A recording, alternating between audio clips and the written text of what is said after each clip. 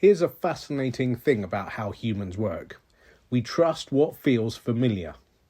This is called familiarity bias, and it's one of the most powerful cognitive biases shaping how people make decisions.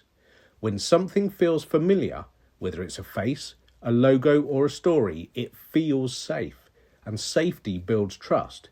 If your brand doesn't feel familiar, it doesn't matter how great your product or service is, people will hesitate.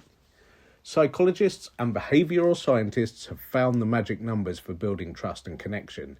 7, 11, 4. Spend 7 hours with someone, have 11 interactions with them, and connect in 4 different locations, be it digital or in person.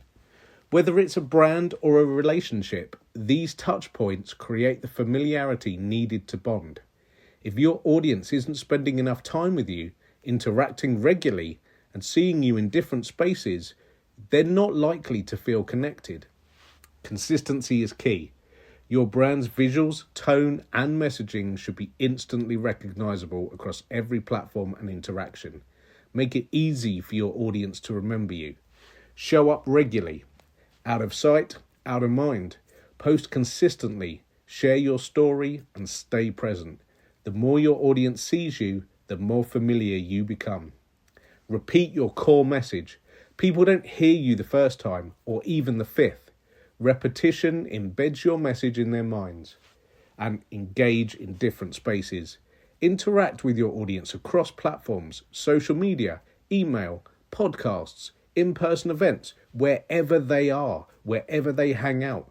Multiple touchpoints create deeper familiarity. So ask yourself, are you giving your audience enough time to bond with your brand? Do they recognize your brand instantly, or are your visuals and messaging inconsistent? How many interactions and touch points have you created to build trust? Because trust isn't built in a day, but familiarity is the foundation that makes it possible. How will you start building familiarity today?